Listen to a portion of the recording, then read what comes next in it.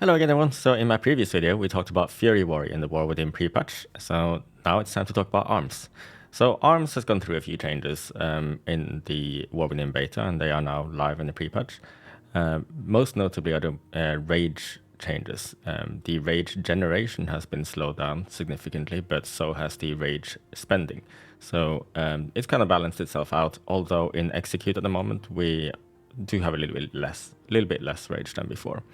But all in all, it feels kind of good. And I'm going to go through the changes in the tree. Now, the class tree changes, I'm not going to go through all of them because I went through them in the Fury video. So if you do want to listen to that, then just check that video. Now, most notably for ARMS, the changes in the class tree are that Thunderclap no longer requires 2 points in order to get Thunderclap and Blood and Thunder. It's just all built into one. So when you spec into Thunderclap, you also learn that rend on 5 targets thing when you press Thunderclap, so that's awesome. Now, next is Seismic Reverb. That now also affects Cleave, and it's the same for Barbaric Training. That also affects Cleave now.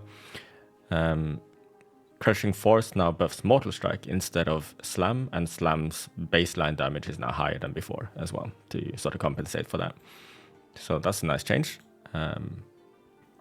Down here, there's a very big change. The Torments. Blademaster's Torment no longer activates Bladestorm whenever you avatar or vice versa.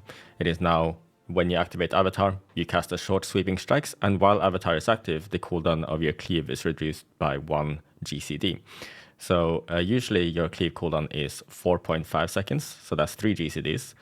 So you can do cleave, filler, filler, cleave, filler, filler, cleave, sort of repeat. But with avatar active, you can do cleave, filler, cleave, filler, cleave, filler.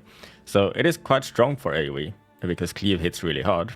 And it, obviously, these short sweeping strikes is nice as well, especially when you talent into something like collateral damage. Collateral damage actually is really strong now because cleave does a lot of damage, and this multiplier is very big for an ability like cleave.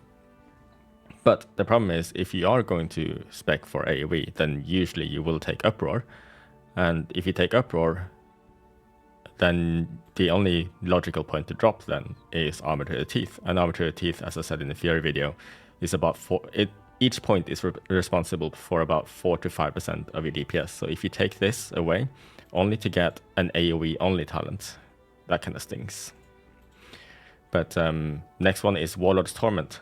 This one got nerfed quite a bit. So it used to be so that whenever you activate Avatar or Colossus Smash, you would get Recklessness for 4 seconds. But now it's just Avatar. Colossus Smash has been removed from here. They did sort of compensate by changing the duration to 6 seconds, but the uptime of this is still way lower than it used to be. And in addition to that, instead of Recklessness giving you 100% increased rage, it's now just giving you 25%. So basically, they double killed this talent. It's pretty bad now, and I don't see us ever playing it until they do something to rebuff this one.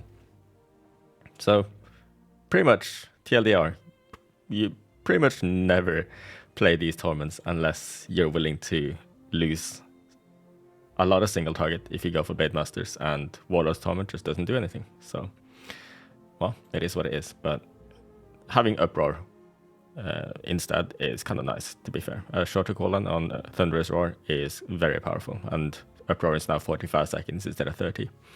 So moving on to the main tree here, they have buffed In for the Kill. In for the Kill now lasts for as long as Colossus Smash does. So if you have Blunt Instruments, In for the Kill will last for 13 seconds instead of just 10. So that's a nice change, and has actually made it so that you can play Blunt Instruments in M+ without losing. I need to rephrase this one. So you can actually play In for the Kill in M+ and gain a lot of single target damage, and you will lose a surprisingly small amount of AoE just because you get those 3 seconds longer of In for the Kill.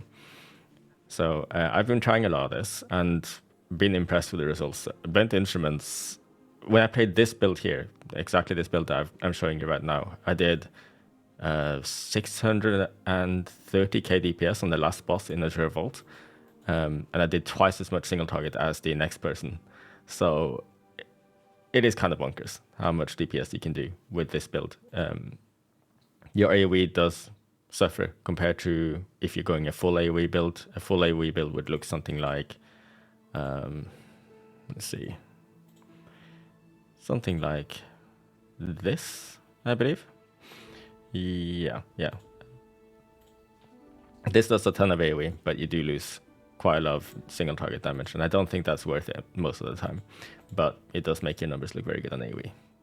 Let's also talk about this choice note, because we now have access to Ravager as arms. And I actually really like Ravager as arms, because it allows you to cast abilities whilst Ravager is spinning, and whilst Ravager is spinning, you're generating rage, which you can fuel your abilities with. And during Ravager also, every other tick of Ravager will cast a Mortal Strike. So that feels really good. I'm also very happy that they removed Hurricane, because Hurricane just took away power from Bladestorm and Ravager itself. And now the power is back in these two abilities, and that feels much better in my opinion. Very happy to have this back, definitely. It just plays really well in the spec. And one interesting thing as well with Ravager is that while Ravager is active, Merciless Bone Grinder will also be active. It's not like in Shadowlands, where when Ravager ended, that's when you get the Bone Grinder buff. It's just during Ravager now, which I think is a better design. Skull Splitter has been merged into one button now. So you used to have Tide of Blood here.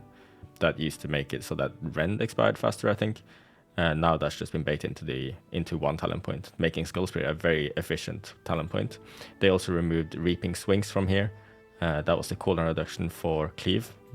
They felt that if you could talent into that and permanently have a 3-second cooldown on Cleave, it would just be used too often and, make for kind of uninteresting gameplay. And I completely agree with that decision. So that's nice. Battle Lord no longer increases overpower damage. Talking about the damage profile, actually, more of our damage has been shifted into Mortal Strike now. Overpowered isn't as strong as it used to be. Overpower in Dragonflight was responsible for actually the majority of your damage when you took into account Dreadnought as well, because Dreadnought did so much damage, Overpower did a lot of damage as well. But now in my overalls, Overpower is down here and Dreadnought is down here.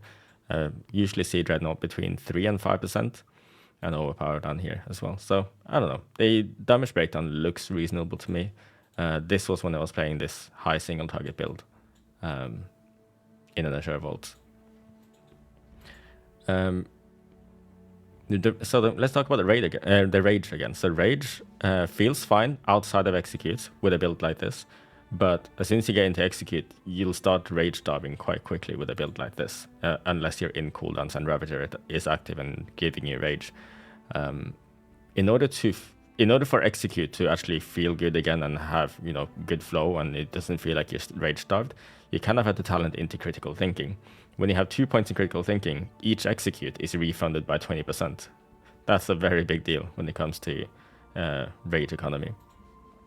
So when you do spec into full single target and you take Juggernaut, then execute doesn't feel so bad. Also, I should mention stats, because stats for arms have changed a little bit. We used to stack a lot of haste for arms because Test of Might used to be the play. And because we're now generating and spending less rage, that directly nerfs Test of Might, which actually I'm happy about, because I actually never liked Test of Might for arms. In for the kill feels better for me. So I'm happy with that. But what that means is that we don't value haste as much anymore.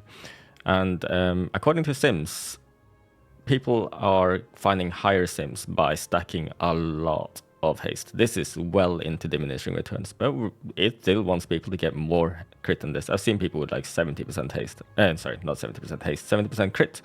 And that is the best setup for them. Some people are even dropping down to 20% haste, and their sim numbers are very, very high. I just happen to have a lot of haste on my gear, so I can't really drop any lower than this, but I would recommend that you sim yourself on raid bots. Use the top gear function there and throw in all your gear and see what comes out best. So yeah, I think that's most of the changes covered, really. They did buff arms going into this patch, so arms' numbers are actually really, really good, especially on single target.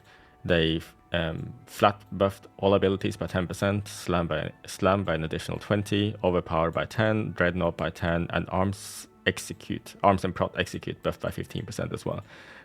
Making execute actually hit harder because on the beta, actually, execute was quite underwhelming. So 15% sounded very reasonable. I'm happy with that.